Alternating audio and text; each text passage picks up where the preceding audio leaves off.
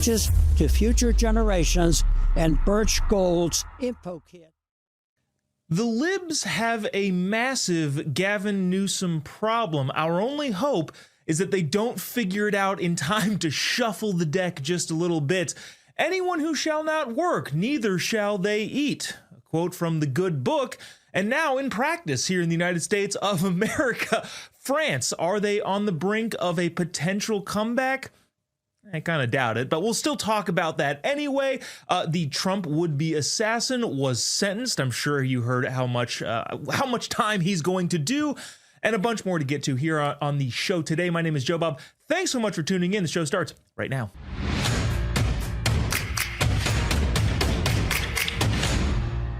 So much to get to, and I know we talk about Gavin Newsom quite a bit, the governor of California, the nation's poopiest state. By the way, there's some emails that are saying, hey, I shouldn't say the word poopy. I'm just trying to accurately describe what it's like to be in the state of California. You walk around any major downtown metropolitan area in the nation's bowel movement enthusiast state, and you're likely to have to dodge either poop or needles. I'm sorry, that's just what it is.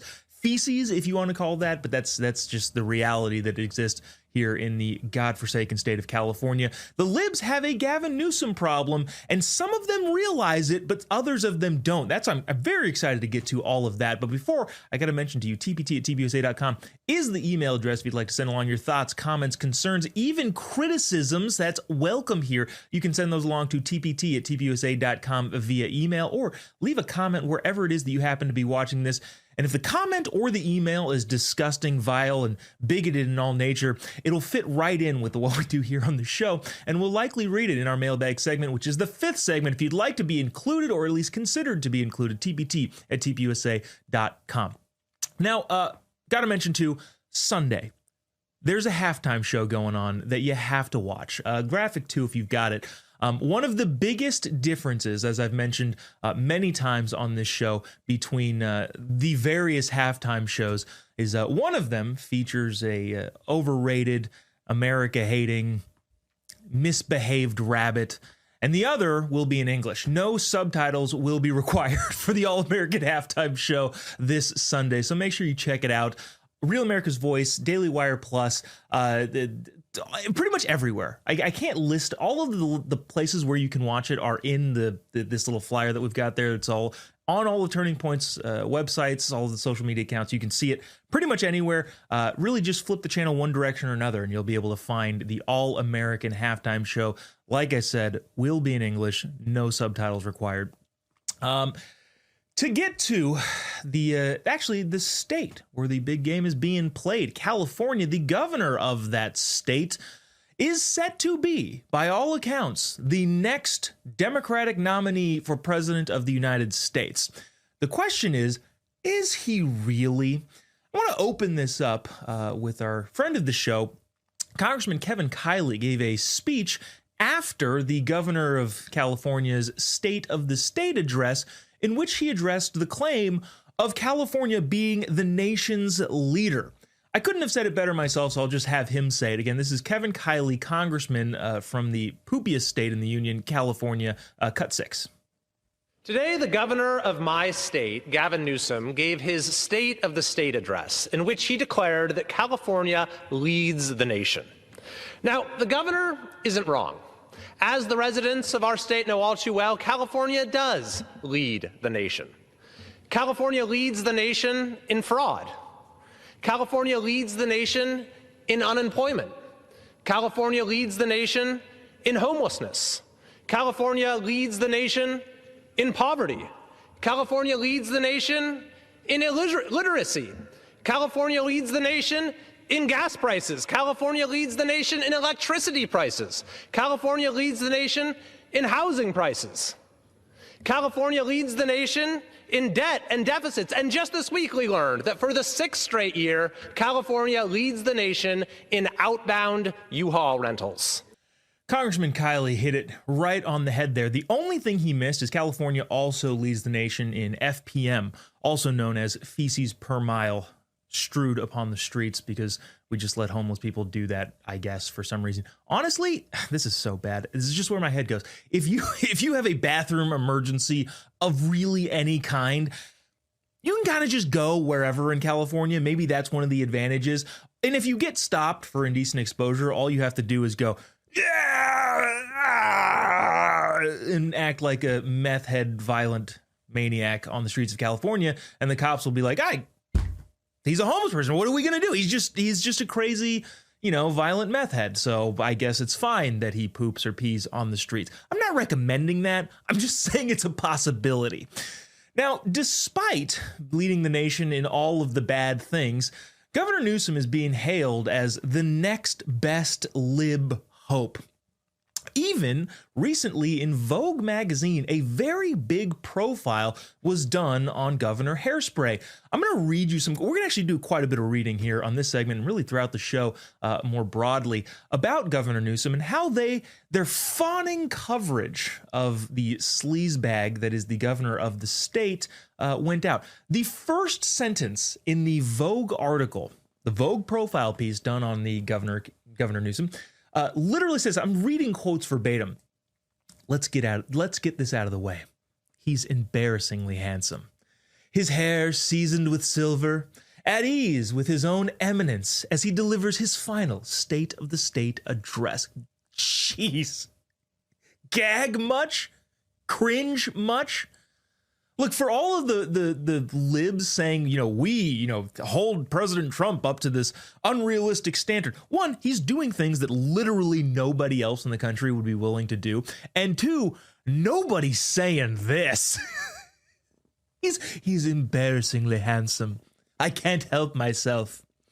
Newsom, ardent, energetic, a glimmer of optimism in his eyes, Kennedy-esque. Now, this was written by a woman. The article or the piece was called Gavin Newsom is Setting His Own Rules by Maya Singer. So at least there's that. At least it's not a dude writing these fawning, very odd messages about the governor of California. Add to that, again, I'm reading a quote, his stunning wife and 4 adorable kids, and the executive strut of a self-made millionaire. Okay, a couple things. We're now just fawning over the way that he walks. Oh, his executive strut. I mean, I don't know how to put, and also the self-made millionaire thing.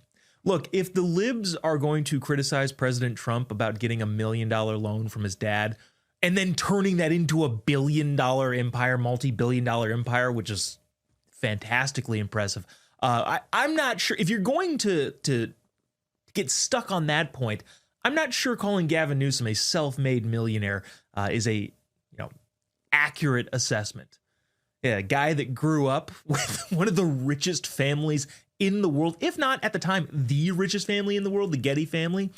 His dad being the personal attorney, then the personal attorney, Gavin's dad, possibly allegedly stealing the Getty family trust, but that's a different conversation for a different time. We actually had a really interesting discussion with an assemblyman from California who is online. If you want to dig into that, it's actually really fascinating. But anyways, self-made millionaire, I'm not sure. Gosh, we're going on too long because, of course, there's too much to say about this. But I'm not going to get to all of these comments, but to these quotes from this article. But let's just very quickly, immaculate, fantastic at gab, like a wind-up doll. If Newsom has been spotted disheveled in public, show me the proof. Seemingly, yes, presidential. Somebody also quoted in the article said, Gavin's too much of an artist. He's a sensitive soul. Ugh. Again, I'm sorry if any of you are throwing up I should have given you a warning. I should have told you, hey, grab a bucket. This segment about Gavin Newsom may be vomit-inducing. But this is the way that libs feel about Governor Hairspray in California. Now, what's interesting, actually quite interesting, is that, well, not all the libs. In a little bit, we're going to get to a piece from The Atlantic, not a right-wing news organization, and how they view the current governor of California. But before that, we got to get to some of the fraud stuff. Now, all of this is predicated on this new novel coming out, his book coming out, Young Men in a Hurry. It's all about, this is what you do when you run for president. You write a book. Somebody else writes a book for you.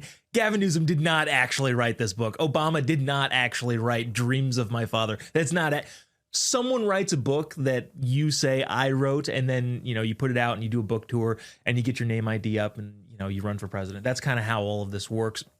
The problem is Governor Newsom has a record that he has to run on. He's been in California politics from being the mayor of San Francisco in 2004, I believe, all the way to the governor now. He's been at the forefront of California politics for the last 20 years. And what has happened in those 20 years? I know that we'll keep this brief because I know this is kind of revisiting some of these topics, but there's a lot of fraud in California. Man, yeah, we can skip over a lot of this. Basically, the Trump administration has said, hey, we're going to investigate into what's going on in California because over the pandemic, $20 billion was stolen from the Employment Development Department. In other words, unemployment. Massive amounts of fraud was stolen from there. In 2021, the state admitted it failed in any and all fraud prevention apparatuses that were never set up.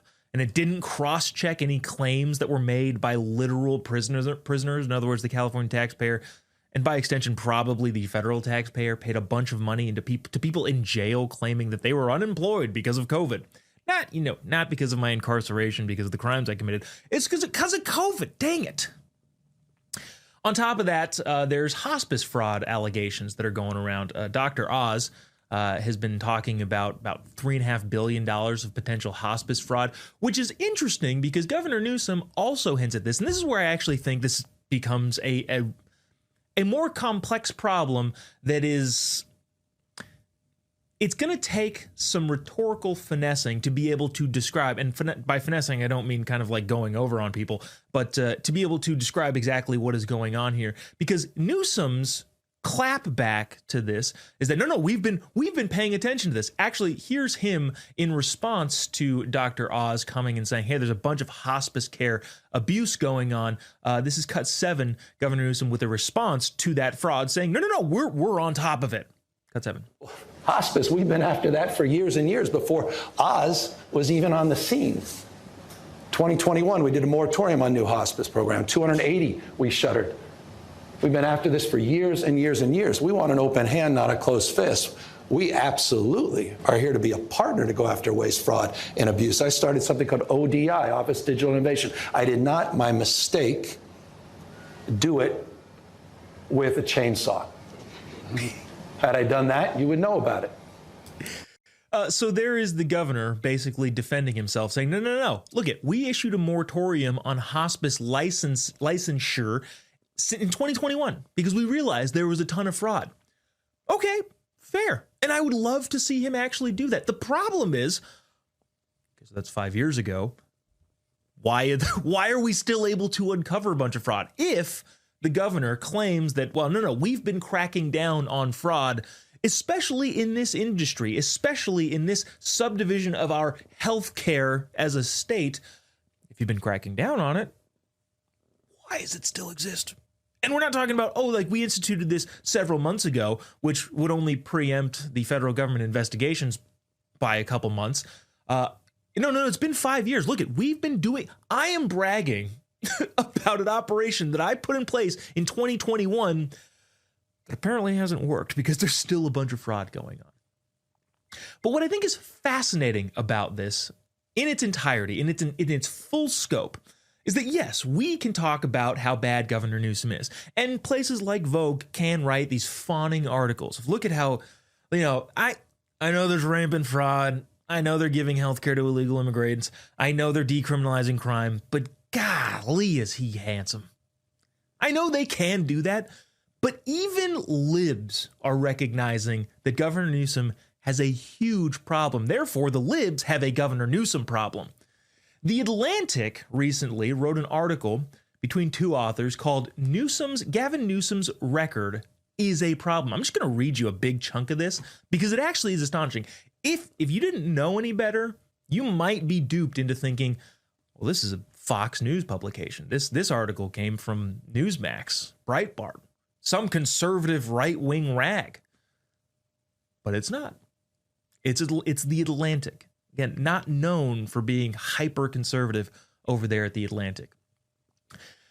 The Atlantic writes, and they give some grace because that's what It's the lefty magazine.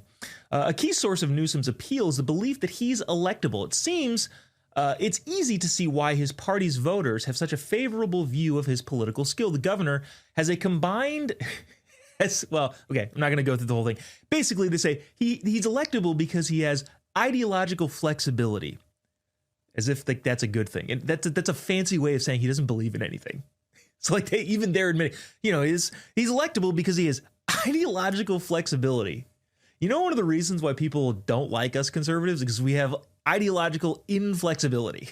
We believe what we believe and we'll stick to those beliefs. But here's where it breaks down for the governor in the very, very left-wing Atlantic. But Newsom has a problem. He's been a California politician for decades and has held the state's governorship since 2019. During his tenure, the state has been a laboratory for some of the Democrat Party's most politically fraught policies and instincts, which has left it less affordable and more culturally radical than it used to be. All of this under his tenure. Again, this is libs writing about the grand lib Gavin Newsom. His record, I'm going back to the quotes, not only raises pressing concerns about how effectively he could govern as president, it also provides opponent an endless buffet of vulnerabilities across social and economic issues. Correct. He is a walking campaign ad for conservative values. Hey, the reason why you should support conservatives is look at this guy. This is exactly in line with what I've been saying about Don Lemon. Give that man a microphone and let him talk. There's nobody on our side that will make the case for conservative ideals better than Don Lemon by way of trying to say why they're bad. I was going to stop there, but then the article continued to get better. Again, this is The Atlantic, not a conservative news outlet.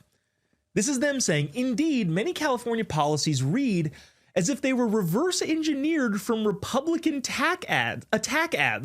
The state has spent billions of dollars offering Medicaid to undocumented immigrants and, under a court order, millions more on providing transgender surgeries for prisoners, some of them on death row. It's like if we were trying to write a hit ad, they're doing it for us, according to libs. But because these policies either command majority support among Democrat voters or matter enormously to progressive interest groups, Newsom could very well make it through the primary despite a record that would repulse swing voters come November 2028. Just about everything people don't like about the Democratic Party has come true in Newsom's California. This is The Atlantic writing this. Now, I've often said I read a lot of lefty newspapers. I read the New York Times, I read the Washington Post, I read The Atlantic, because hopefully so that you don't have to. But every so often we find a gem like this. It is unbelievable that one, Governor Newsom has ascended to the place and stature that he's currently at. But two, that most libs don't recognize it, except some that might. Like I said at the beginning of the show, the libs have a Gavin Newsom problem. I personally believe Gavin Newsom will lose 48 states. I think I've revised that to 46 because I'm including Washington State. What was the other one? Maybe Oregon. Oregon, California, Washington State, and New York. Everybody else. And you might even say, oh, what about Minnesota? I don't know. I don't know that Gavin Newsom wins Minnesota. That's a toss-up. Maybe 45 states. Bottom line, I think Gavin Newsom loses 45 states. And the question that we all have, or that, politics in its nature will have, is, will it get any better? I think our biggest problem right now is trying to figure out if libs will figure out that Governor Newsom does not have a chance of winning a general election. Now, you may disagree with me. TPT at TPUSA.com if you have any thoughts. I happen to think he'll lose 45 states. My only concern is that the libs will figure that out before it's too late. I would love to race towards it's too late. He's on the ticket. It's Gavin Newsom. And let's throw Kamala Harris in there. Let's throw the identity hire in there too. Newsom Harris versus Vance Rubio.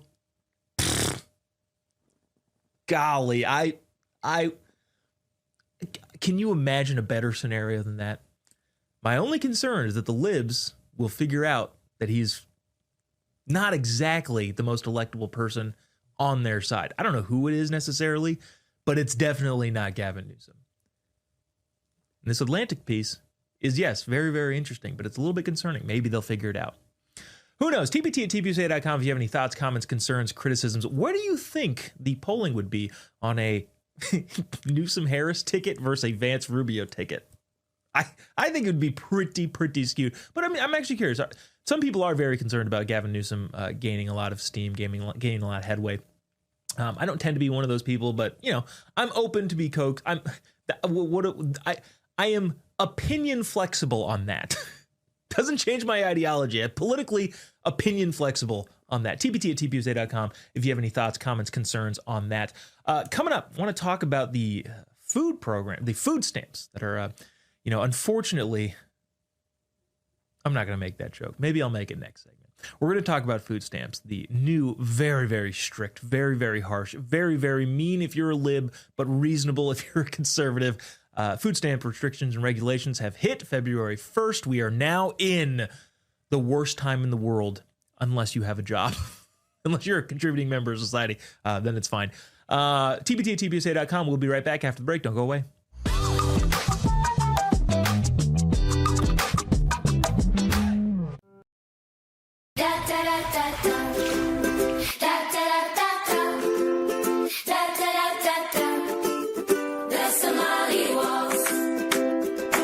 Minnesota's headlines are getting wild. Tim Walz and Ilhan Omar are being accused of massive fraud, and it's so bad, all you can do is laugh at this point. So from Real America's Music, the label that brought you the #1 hit, Anthem of the Free, comes a brand new song from singer-songwriter Natasha Owens, The Somali Waltz. Let's make the music industry mad and run this to #1. Scan the QR code or search The Somali Waltz on iTunes and buy it right now. The Somali Waltz, available everywhere.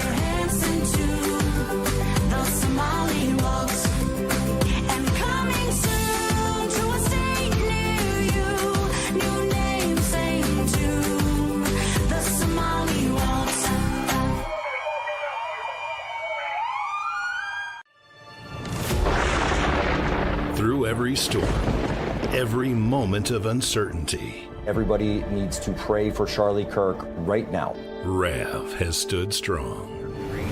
We're not going to tolerate this stuff anymore. Turn that anger into motivation to save this nation. When we move together, there is power. The cries of this widow will echo like a battle cry. This is more than news. It's a movement. This revolution of people taking their countries back. A turning point. A chance to be part of something greater than yourself.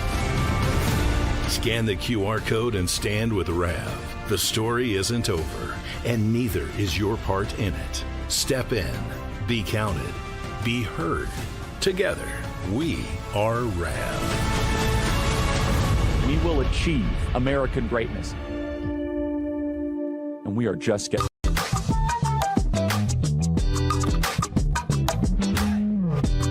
We should not be giving you taxpayer money if you're going to Disneyland. Thanks for the tax payment. You're welcome. I guess I have no choice. You're amazing. Girl, you live in borderline poverty. Why do you have this Disney card? It's at a 36% interest rate? You get the worst interest rate credit cards that anyone could find. Well, yeah, that's because I was bankrupt. I'm thinking about cutting it out. After bankruptcy, you're thinking about it. Well, me and my daughter After really begging the government for money, you're thinking about it? F*** you. Disney's awesome. I didn't say it's not. I've never been to land. I've been to World, and it was great. I went to World this year. And it was great. I don't know. I don't really like World. Oh, okay. So one, you're taking my money to go to Disney World, and then now you say you don't like it. I love how libs, and this is like ubiquitous amongst a bunch of libs who really, really, really want to defend themselves stealing my tax dollars, but I like it. Same. Yes, correct. But Disneyland is really nice. My $120,000 Mercedes is really, really fun to drive in. Okay, agreed. That doesn't mean you get to take my money to use it on that sort of stuff. Oh, man. And people wonder why conservatives are so hell-bent on making sure people like this aren't stealing our tax money to do fun things that I don't even do because I'm frugal or cheap, whichever you want. But that actually leads us perfectly into new SNAP requirements that went into effect on Sunday, February 1st. Like I mentioned, had to step over bodies in the streets because so many people were just famished. They starved to death because the mean conservatives took their food away. How cruel is that? I mean, not cruel at all, because all of the things that have been instituted are unbelievably thoroughly reasonable. But if you watch or listen to or read articles like this from ABC News, you may actually think people will die of starvation because of this new policy. We'll outline what's in the new policy, but first, like I mentioned, we're going to read quite a bit today because this is unbelievable that people actually wrote these words seriously, then sent them to an editor. The editor read those words and then decided to publish them on the internet. This is from ABC News. New SNAP requirements go into effect February 1st with millions at risk of losing the benefits. Nearly 42 million Americans. I should read the whole thing in my scary voice. Nearly 42 million Americans, including low-income families and vulnerable households, rely on federal programs to help pay for groceries and other household essentials. Okay, you haven't said anything. You haven't really made an argument. You just said low income and vulnerable. Two buzzwords libs love to throw out there. The upper age limit for those who need to meet work requirements was raised from 54 to age 64. Ooh, how disastrous, how scary. By the way, the retirement age, you can't get Social Security until your early 60s. I'm not sure when you can get that. You can get like a diminished rate at what, 63? Somebody email me, tpt@tpusa.com. I don't feel like looking it up. But basically is, hey, we're going to raise the work requirement from 54. Why was it 54 to begin with? That's not the retirement age here. Yeah, raise it to what the retirement age is, or at the very least what the beginning of Social Security kicking in would be. But that's very, very bad, very, very sinister, according to ABC News. According to 2025 estimates in August, the Congressional Budget Office, back to scary voice, about 1.1 million people will lose SNAP benefits between 2025 and 2034. So over the course of 10 years, 1 million people are going to lose them, including 800,000 able-bodied adults through the age of 64 who don't live with dependents. Excuse me, why are 800,000 people who are able-bodied, willing to work, getting food stamps up to 64? As if them going away is a bad thing. I like all of you, are wondering, hold on, why? Why can't you do anything? 300,000 parents or caregivers up to age 64 with children 14 or older will also potentially lose these benefits. Oh no, cry me a river. Now, let me just finish this off. Exemption default's been removed for veterans, homeless individuals, and young adults who are in the foster care system up until the age of 18. The only one that I can see a quibble with is veterans, especially if they've got a diagnosis from a battle somewhere. I totally understand that, but otherwise, homeless people aren't exempt anymore. Young adults who are in the foster care system aren't exempt if they're adults. They asked some dude in this article how detrimental this is going to be. Guy said this: it could be very difficult for these populations because getting a job may be very difficult, or providing documentation to prove to the governments that they meet the work requirements.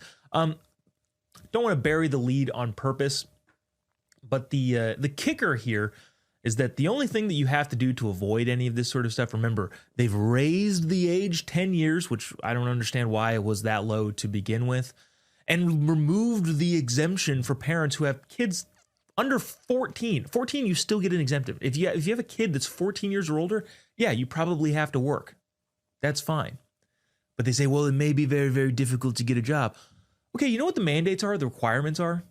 And maybe you know this already, and I didn't want to keep this as a hidden secret, but I just wanted to give that entire context. This is the worst thing in the world ever, unless you agree to part-time volunteering. That's how you could avoid all of this. The way that you avoid all of this is volunteer part-time somewhere. And you still get government aid. I don't even think that should be the case. I'm not even sure that should be the case. I think, if you're going to get my money, maybe you should have to volunteer full-time. But that's not even the requirement. I am not king. I don't get my way, which, I have my problems with. But that's the reality of it. I'm not the king. I don't have a dictatorial power, which is a mistake, by the way. But if it were my way, you'd have to volunteer full-time. But the only thing that you have to do to avoid losing government assistance is volunteer part-time. You know how easy that is? Honestly, I think it's a great thing, too. Go find your local church. Go, I don't know, clean their parking lot. I'm sure they've got a pressure washer. They're probably trying to find somebody who can pressure wash it. They'll happily sign off for 20 hours a week of volunteer work. How in the world, I think, what I'm ultimately getting at, is it possible that all of... Producer Glenn just sent me a message. He said that he is willing to volunteer at the local Leering Center. Producer Glenn, this is a very serious time. I do not believe in your hijinks and antics in such a critical time for the American people. Volunteering at the Leering Center honestly would also probably qualify. So good point. The bottom line here is all of the reforms are totally and entirely reasonable. And to say otherwise makes you an idiot or the laziest person in the world, which maybe, I don't know, explains why the ABC News people chose to print this. I'm reading I printed out too much stuff to read, so let me get to this very, very quickly. This is good news. Plastic surgeries, plastic surgeons. Actually, you know what? Maybe we'll get to that in the next segment because I do want to play this clip. With all of those things in context, I want to play this clip from this person who, oh my gosh, might be losing my money. Cut 8. This is a much better and nicer way to go into commercial because it's funny and we can laugh at this person. Cut 8. I'm a little upset. So because I literally have zero income now, they basically gave me, the most income aid in regards to SNAP with what, they put on it monthly. It's only $288. I understand it's for myself, but everything is so ungodly expensive now. The cheapest, frozen meal is around $3-4 now. That's actually, it'll keep you full for a decent amount of time. So I'm all just like, this is colossally unfair, unjust, and especially with my master's in public health, the whole goddamn disability, social aid security net needs a complete overhaul because this is not sustainable. The one thing I'd probably agree with this lady on is, yes, it does need a complete overhaul to kick folks like you off of it. Wasn't that a better way of ending? That's just fun. It's just delicious to kind of watch those and, feel good about the fact, about the fact that she can herself stop that by volunteering part-time. That's what I feel good about. All right, we'll be right back after the break. TPT@TPUSA.com if you'd like to send along your thoughts, comments, concerns, criticisms. Is there hope for France? No, but maybe there's a little bit. Also, we'll get to a lot of stuff coming up after the break. Don't go away.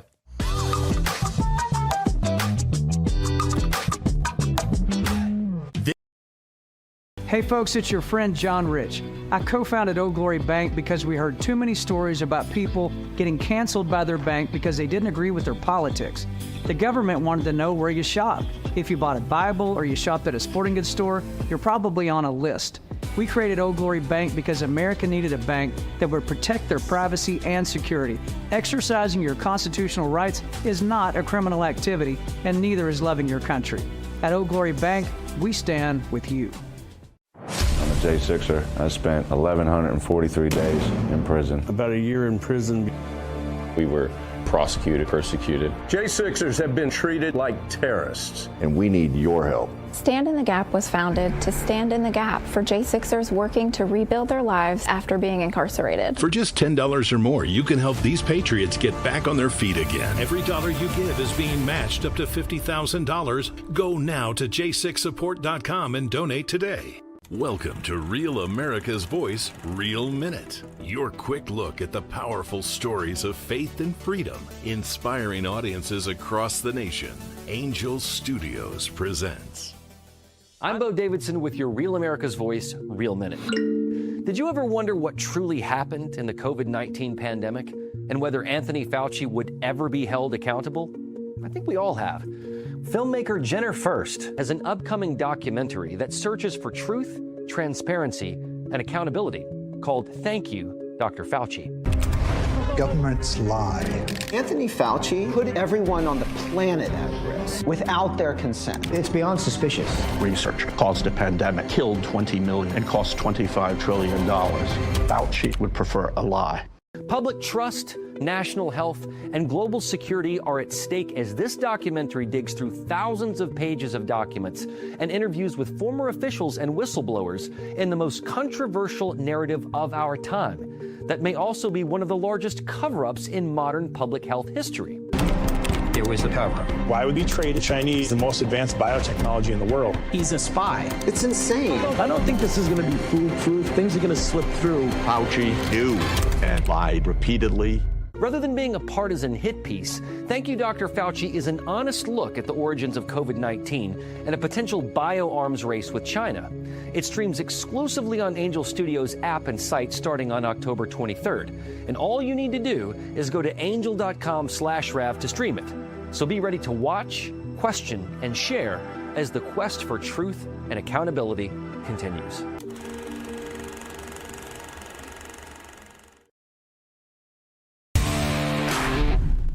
I'm Chris from Illinois. We like to watch Real America's Voice in the War Room with Stephen K. Bannon for all the great guests. Everyone from Kerry Lake.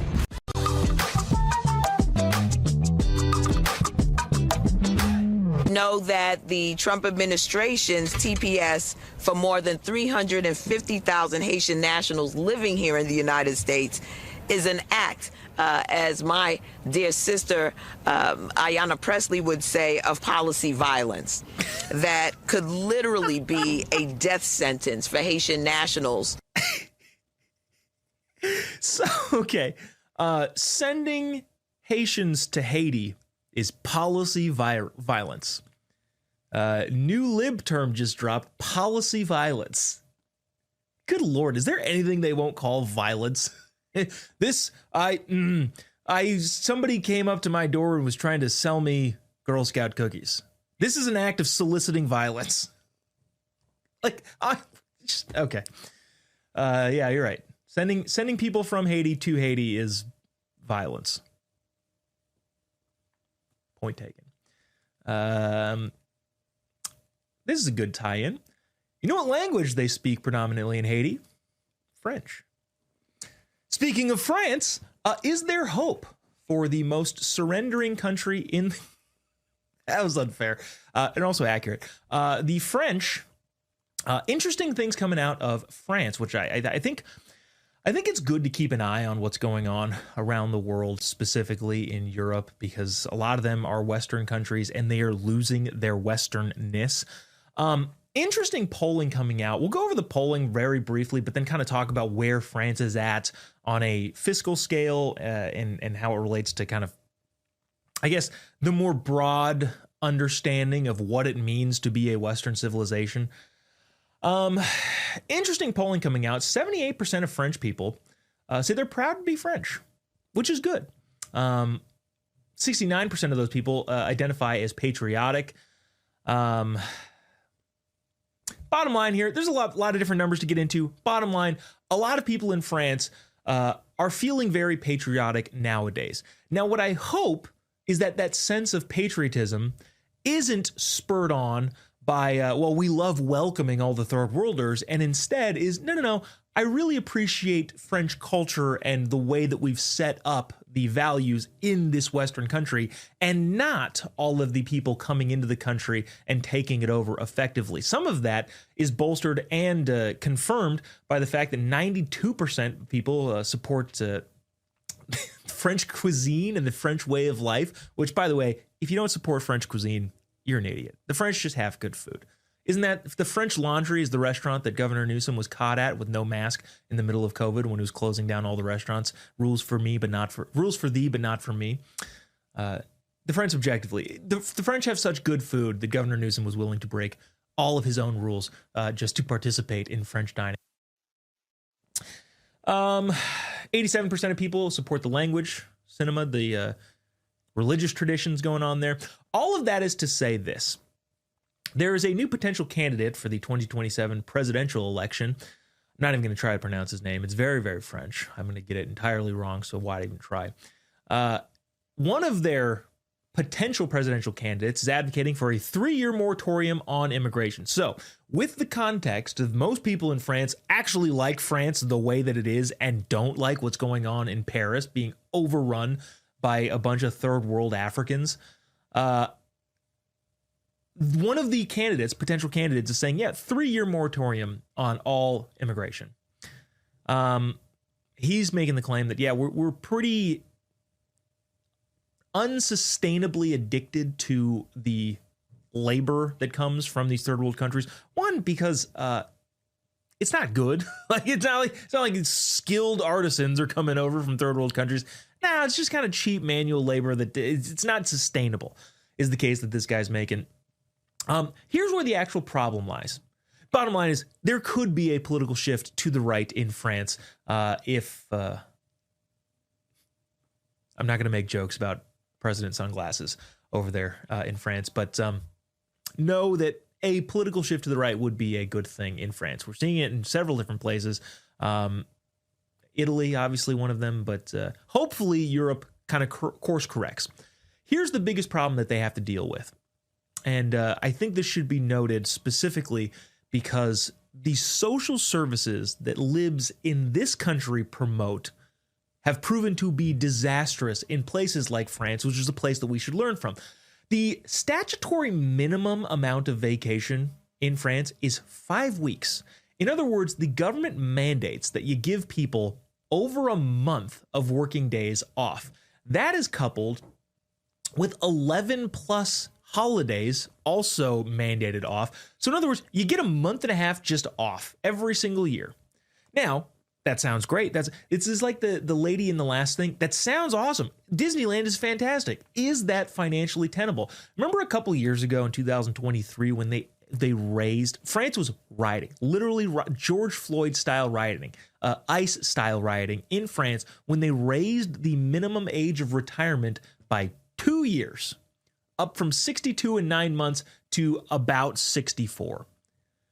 You can retire at 62. And by the way, people live a very long time in France because they, have no stress because we, the United States, provide all of their essential research and military protection. Different conversation for a different time. So you can retire. One, you get a month and a half off every year. You can retire at 64 with 75% of your pre-retirement net income. Also, there's government health care, there's a bunch of family benefits, there's unemployment. All of these things the French have. And therefore, they are facing economic crisis on top of the cultural crisis by a bunch of third world Africans coming into the country and ruining it. Why are we talking about this? Why is this necessary to see?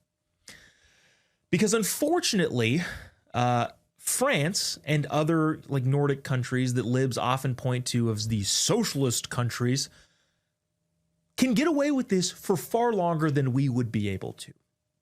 Why this is important is because so many people point to France and point to Norway and point to Sweden and point to Finland as all these countries. Look, they give awesome government benefits. Yeah, they also don't spend nearly what they're required to by law via NATO to spend on their military. We protect them. Yeah, they also don't spend any money on their R&D for medicine. We do that for them. In other words, all of these ridiculous countries are able to exist at the ridiculous sense that they do exist because of the United States of America. And if we were to go the direction of France, offering crazy benefits, we would eliminate the incentive model, we would eliminate the profit motive, and therefore would have effectively a worse situation than they do there faster here. Why is it important to look at what the rest of the world is doing? One, because it's good to encourage them, like mentioned in the beginning of this. The pride factor that people have in their own country is great, especially if it's Western countries. A reverse course is also good. If they put a moratorium on immigration in France, that would be good for France, therefore good for the West. And also, all of those things being positive, they still have to grapple with the overt leftists that took over their economic systems, and we don't want that to happen here. It's very important to look at this stuff consistently and constantly, I don't know, keep tabs.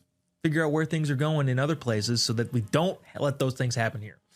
TPT@TPUSA.com is the email address if you'd like to send along your thoughts, comments, concerns, criticisms. I do want to scroll back up here and get to this plastic surgeries thing next segment before we get to our mailbag segment. TPT@TPUSA.com if you'd like to be included in that mailbag segment. We'll be right back after the break. Don't go away.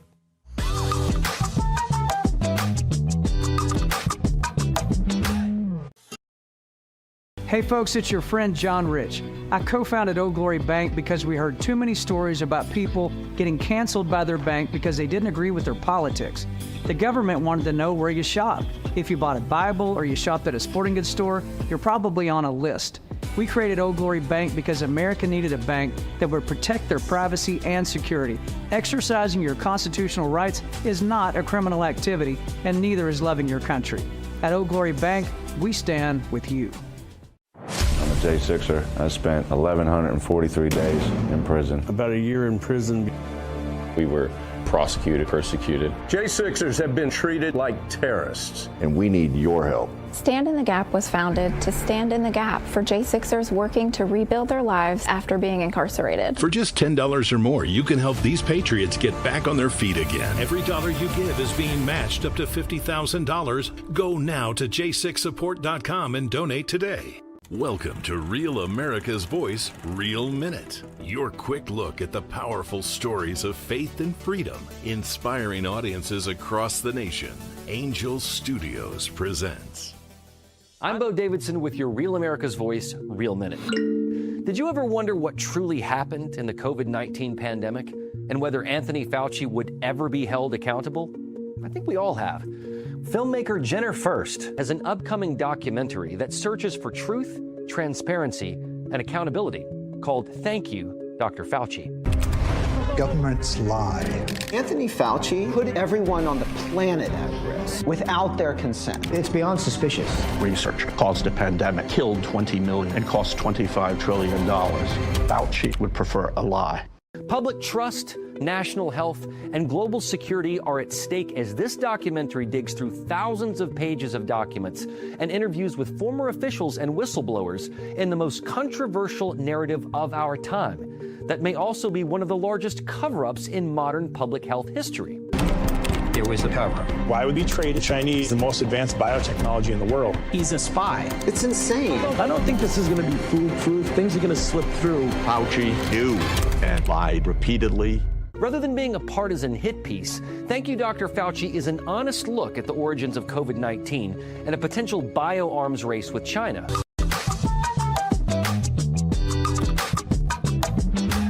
You think you just fell out of a coconut tree? You exist in the context of all in which you live and what came before you.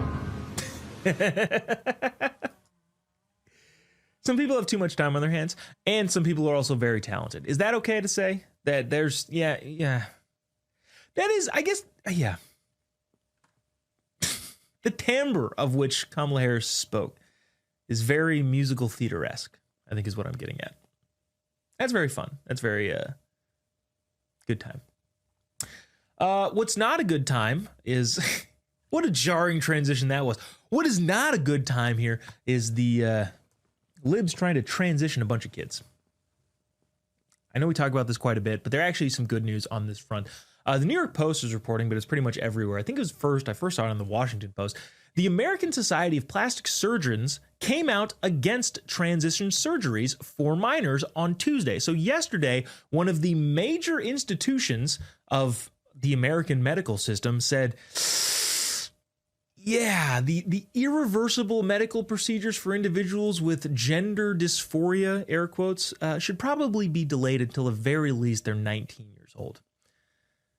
The American Society of Plastic Surgeons cited, and I'm quoting here, growing uncertainty about the benefit of medical and surgical interventions for transgender youth and assessments, and identified limitations in study quality, consistency, and follow-up alongside emerging evidence of treatment complications and potential harms. In other words, it can go very wrong very fast, a lot.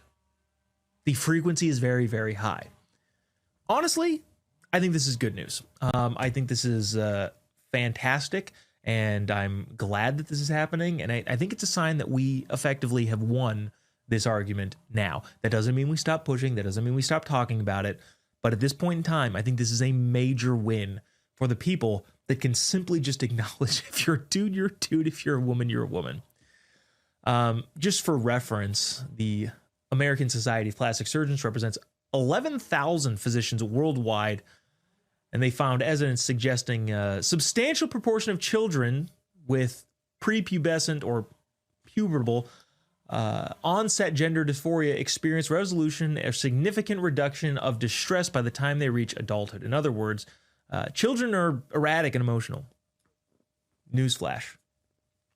Other headline to get to is the violent lefty crazy person, Ryan Routh, sentenced to life for trying to murder President Trump in an assassination attempt in 2024. I'm sure all of you know that. If you're watching this, I'm assuming that you've heard that already on the various shows that you take in.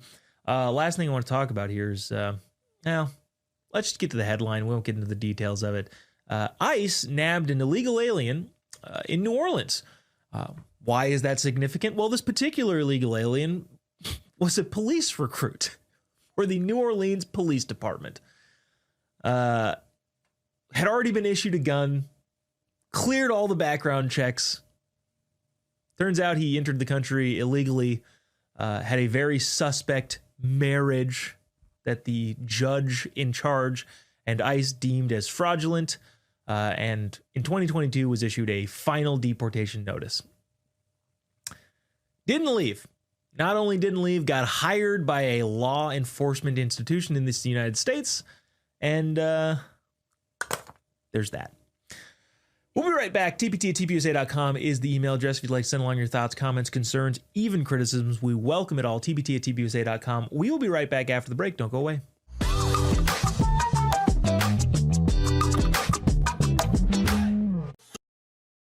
Hey folks, it's your friend John Rich. I co-founded Old Glory Bank because we heard too many stories about people getting canceled by their bank because they didn't agree with their politics. The government wanted to know where you shopped. If you bought a Bible or you shopped at a sporting goods store, you're probably on a list. We created Old Glory Bank because America needed a bank that would protect their privacy and security. Exercising your constitutional rights is not a criminal activity, and neither is loving your country. At Old Glory Bank, we stand with you. I'm a J6er. I spent 1,143 days in prison. About a year in prison.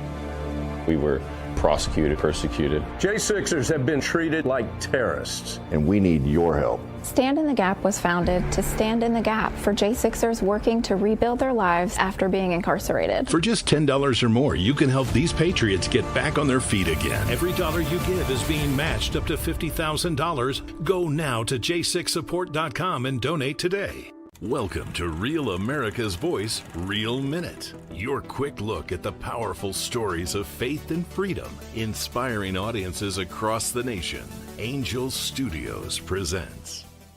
I'm Bo Davidson with your Real America's Voice, Real Minute. Did you ever wonder what truly happened in the COVID-19 pandemic and whether Anthony Fauci would ever be held accountable? I think we all have.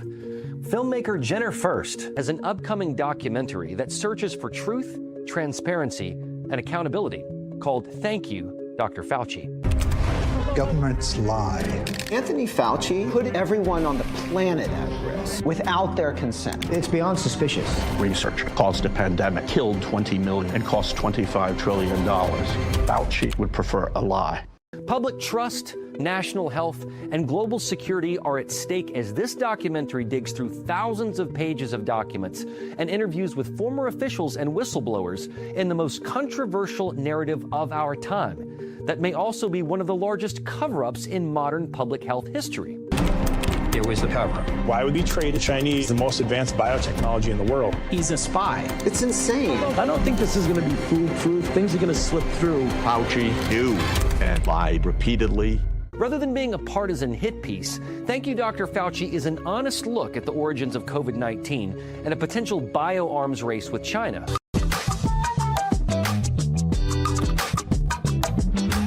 Vehicle is still $55,000 less than before. So again, I want to ask you the same question. Okay, Tessa, we'll just stop you right there. We get it. We understand that your station has this severe right-wing effort underway. We get that.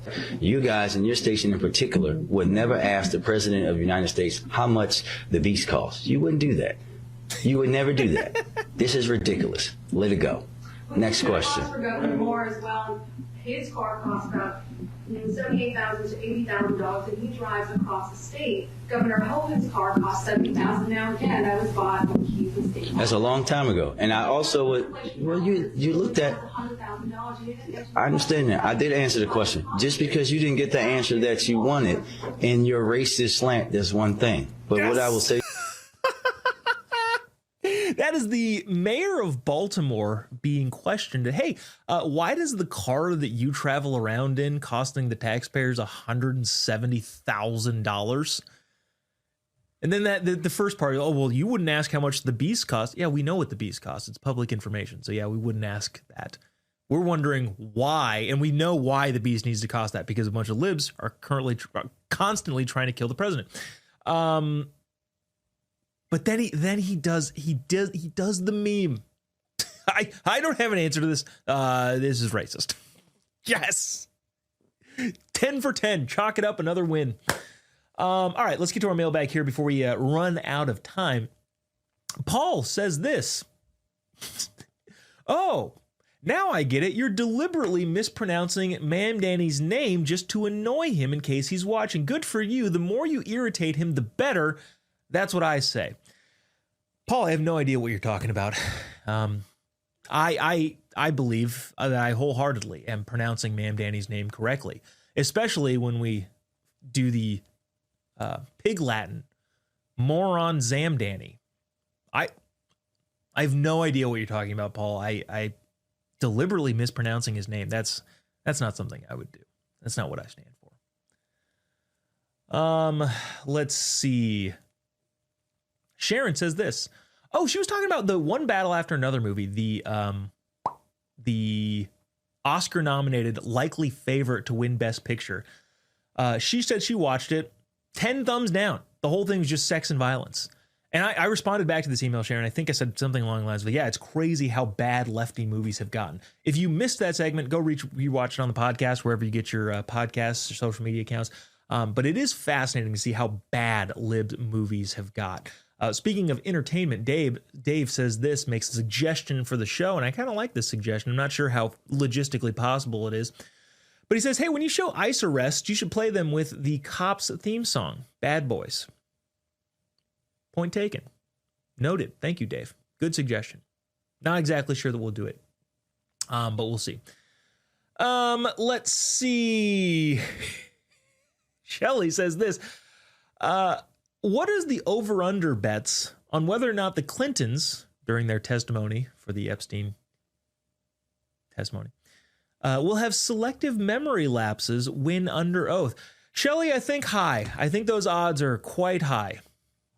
My thinking is that they will succumb to Bidenese when met with tough questions. There's another comment. There's another email that this email specifically said, I'd like to retract that. I'm not entirely sure it was the nicest comment. So I'll leave your name out, and I'll pretend that I came up with this. If they show up, are they going to testify? Are they going to swear on the Bible or the Quran or the Anarchist Cookbook? It's a fair comment, fair question. Should be asked. And I'll leave the emailer's name out of that because didn't think it was super appropriate. I happen to think it's funny, so that's what we'll say. That's going to do it for us here at Turning Point tonight. I really appreciate you sticking around.